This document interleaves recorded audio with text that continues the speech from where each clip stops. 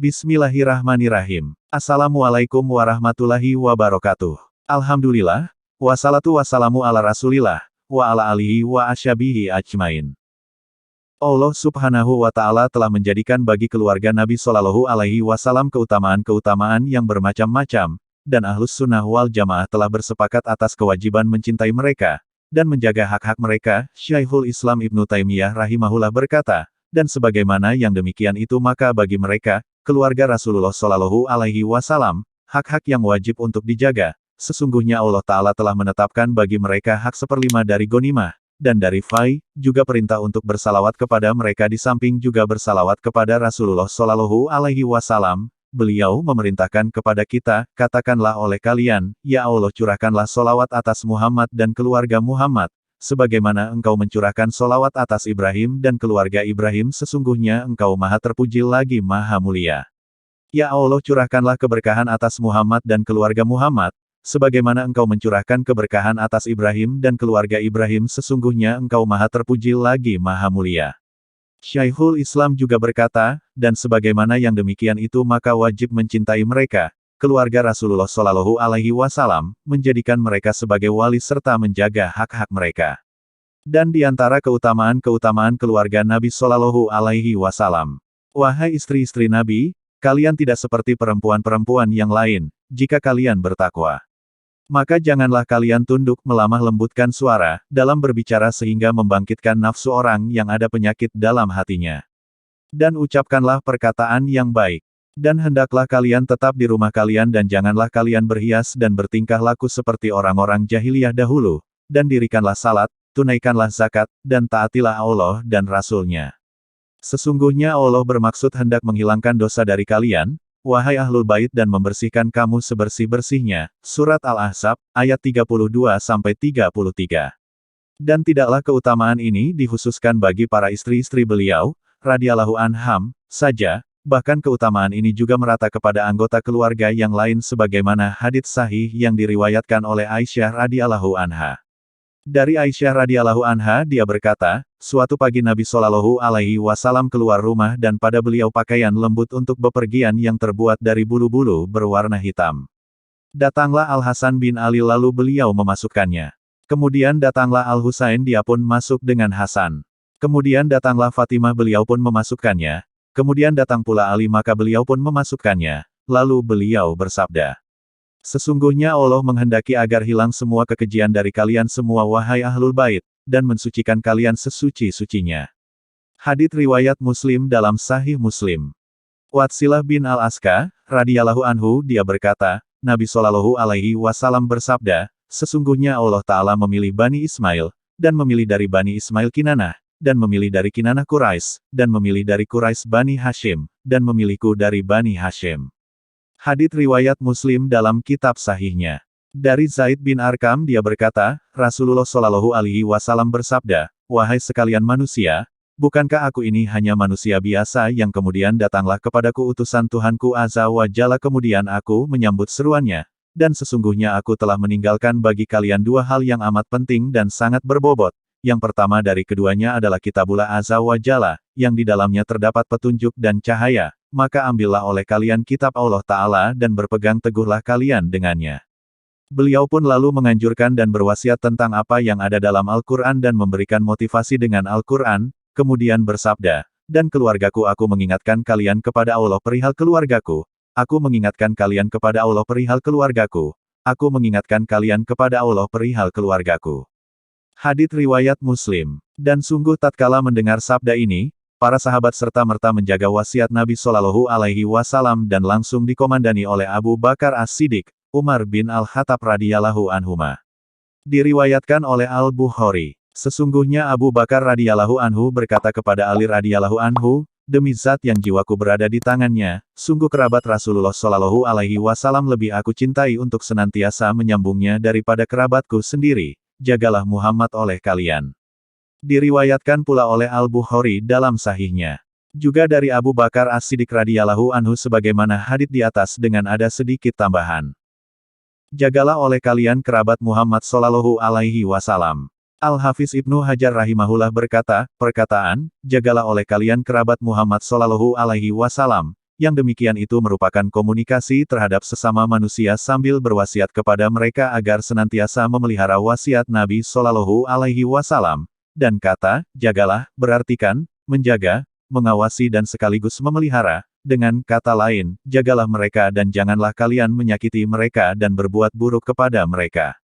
Adapun penghormatan Umar bin Al-Khattab radhiyallahu anhu terhadap keluarga Nabi Shallallahu Alaihi Wasallam, maka jelas nampak terlihat dalam banyak kondisi dan situasi di antaranya adalah dia mendahulukan pemberian terhadap keluarga Rasulullah daripada dirinya dan orang lain.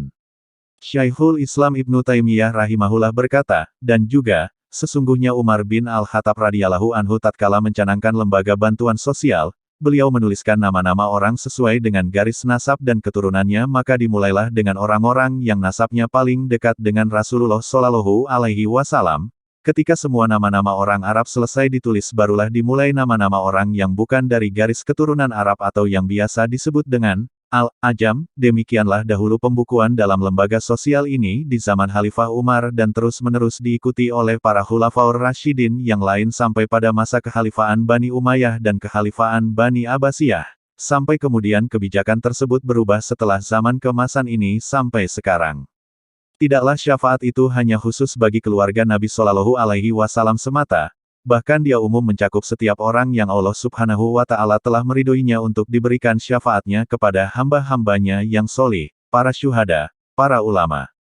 Meskipun mereka termasuk dari keluarga Nabi ataupun bukan, yakni dari masyarakat umum, dan syafaat yang diperuntukkan bagi mereka para pelaku-pelaku dosa dan maksiat, bukan dikhususkan hanya kepada Nabi saja, bahkan ikut serta dalam memberikan syafaat tersebut adalah para nabi-nabi yang lain, para syuhada, para ulama, orang-orang yang solih, para malaikat dan bisa jadi seseorang bisa memberikan syafaat untuk dirinya sendiri yaitu dengan amal salihnya. Akan tetapi Nabi Muhammad Shallallahu Alaihi Wasallam terkait dengan perkara syafaat ini beliau mendapatkan porsi dan bagian yang lebih banyak. Adapun keistimewaan para sahabat, Ibnu Mas'ud radhiyallahu anhu mengatakan sebuah kalimat yang sangat indah. Ia mengatakan, sesungguhnya Allah Subhanahu wa Ta'ala melihat hati para hamba, maka dia mendapati hati Muhammad Shallallahu Alaihi Wasallam adalah sebaik-sebaik hati para hambanya, lalu Allah memilih dan mengutusnya untuk menyampaikan syariatnya. Kemudian Allah Subhanahu wa Ta'ala melihat hati para hamba setelah hati Muhammad, maka dia mendapati hati para sahabatnya adalah sebaik-baik hati para hambanya. Maka Allah Subhanahu wa Ta'ala menjadikan mereka para penolong nabinya, memerangi musuh untuk membela agamanya. Apa yang baik menurut kaum muslimin, para sahabat, adalah baik menurut Allah, dan apa yang menurut kaum muslimin, para sahabat, jelek maka hal itu menurut Allah adalah jelek. Ibnu Umar mengatakan, siapa saja yang ingin meneladani seseorang, maka teladanilah orang-orang yang telah meninggal dunia.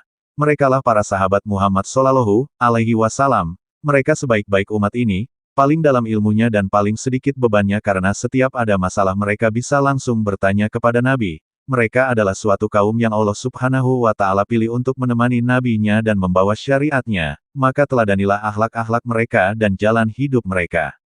Karena mereka para sahabat Muhammad Shallallahu Alaihi Wasallam sungguh mereka berada di atas petunjuk yang lurus. Banyak sekali dalil-dalil dari Al-Quran maupun Sunnah yang memerintahkan kita untuk meneladani para sahabat, di antaranya. Allah Subhanahu wa Ta'ala berfirman, dan barang siapa yang menentang Rasul sesudah jelas kebenaran baginya, dan mengikuti jalan yang bukan jalan orang-orang mukmin, kami biarkan ia leluasa terhadap kesesatan yang telah dikuasainya itu dan kami masukkan ia ke dalam jahanam, dan jahanam itu seburuk-buruk tempat kembali.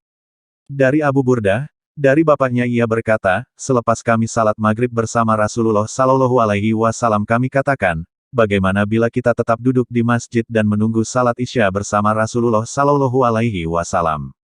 Maka kami pun tetap duduk, hingga keluarlah Rasulullah Sallallahu Alaihi Wasallam untuk salat Isya. Beliau mengatakan, kalian masih tetap di sini. Kami katakan, wahai Rasulullah kami telah melakukan salat maghrib bersamamu lalu kami katakan, alangkah baiknya bila kami tetap duduk di sini menunggu salat Isya bersamamu. Maka Rasulullah Sallallahu Alaihi Wasallam menjawab, kalian benar. Lantas Rasulullah Sallallahu Alaihi Wasallam mengangkat kepala ke langit lalu berkata, bintang gemintang itu adalah para penjaga langit, apabila bintang itu lenyap maka terjadilah pada langit itu apa yang telah dijanjikan. Aku adalah penjaga para sahabatku, bila aku tiada maka akan menimpa mereka apa yang telah dijanjikan, dan para sahabatku adalah para penjaga umatku, apabila para sahabatku telah tiada maka akan menimpa umatku apa yang telah dijanjikan. Al-Imam An-Nawawi mengatakan, makna hadis di atas adalah selama bintang itu masih ada maka langit pun akan tetap ada. Apabila bintang-bintang itu runtuh dan bertebaran pada hari kiamat kelak maka langit pun akan melemah dan akan terbelah dan lenyap. Dan sabda Rasulullah Shallallahu Alaihi Wasallam, aku adalah penjaga para sahabatku, bila aku tiada maka akan menimpa mereka apa yang telah dijanjikan, yaitu akan terjadi fitnah, pertempuran, perselisihan, dan pemurtadan. Dan sabda Rasulullah Shallallahu Alaihi Wasallam, para sahabatku adalah para penjaga umatku, apabila para sahabatku telah tiada maka akan menimpa umatku apa yang telah dijanjikan. Maknanya akan terjadi kebitahan dan perkara-perkara baru dalam agama dan juga fitnah. Seorang Syahabiah, sahabat wanita mulia, yang bapaknya, saudaranya dan suaminya terbunuh di perang Uhud tatkala dikabari berita duka tersebut justru ia malah bertanya bagaimana keadaan Rasulullah Shallallahu Alaihi Wasallam. Lalu dikatakan kepadanya, beliau Rasulullah Shallallahu Alaihi Wasallam, baik-baik saja seperti yang engkau harapkan. Dia menjawab, biarkan aku melihatnya.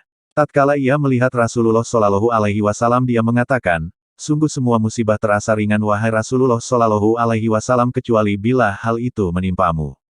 Seorang sahabat mulia yang keluarganya adalah Quraisy, ia ditangkap oleh Quraisy untuk dibunuh. Maka berkata Abu Sufyan berkata kepadanya, wahai Zaid, semoga Allah menguatkanmu. Apakah engkau senang bila Muhammad menggantikan posisimu sekarang untuk dipenggal kepalanya sedang engkau duduk manis bersama keluargamu? Maka spontan Zaid menjawab, demi Allah, sungguh tidakkah aku senang bila Muhammad sekarang tertusuk duri di tempatnya, sedang aku bersenang-senang bersama keluargaku. Abu Sufyan pun mengatakan, saya tidak melihat seorang pun yang kecintaannya melebihi kecintaan sahabat-sahabat Muhammad kepada Muhammad. Abu Talhah radhiyallahu anhu pada waktu perang Uhud, beliau membabi buta melemparkan panah-panah ke arah musuh hingga Rasulullah Shallallahu Alaihi Wasallam melihat ada sedikit rasa iba kepada musuh. Maka Abu Talhah radhiyallahu anhu, demi bapak dan ibuku yang jadi tebusanmu, wahai Rasulullah, jangan engkau merasa iba dengan mereka, karena panah-panah mereka telah melukai dan menusukmu, sesungguhnya leherku jadi tameng lehermu. Orang-orang yang menyakiti para sahabat berarti mereka telah menyakiti Rasulullah Shallallahu Alaihi Wasallam. Sedangkan siapa saja yang menyakiti Rasulullah Shallallahu Alaihi Wasallam berarti telah menyakiti Allah Subhanahu wa Ta'ala. Dan siapapun yang menyakiti Allah Subhanahu wa Ta'ala maka dia adalah orang yang melakukan perbuatan dosa yang besar bahkan bisa mengeluarkan pelakunya dari Islam. Rasulullah Shallallahu Alaihi Wasallam bersabda, jangan kalian mencela sahabatku. Seandainya salah seorang di antara kalian menginfakkan emas sebesar gunung Uhud maka tidaklah menyamai satu mat mereka atau setengahnya. Dan Rasulullah Shallallahu Alaihi Wasallam juga bersabda, barang siapa mencela sahabatku, atasnya laknat Allah Subhanahu wa Ta'ala, para malaikat, dan manusia seluruhnya. Masih banyak lagi dalil-dalil yang menunjukkan kemuliaan para sahabat dan haramnya mencela apalagi mencaci para sahabat Rasulullah Shallallahu Alaihi Wasallam. Bahkan kewajiban kita adalah memuliakan mereka. Karena mereka telah memuliakan Allah Subhanahu wa Ta'ala dan Rasul-Nya. Inilah manhaj metode yang ditempuh oleh Ahlus Sunnah wal Jamaah.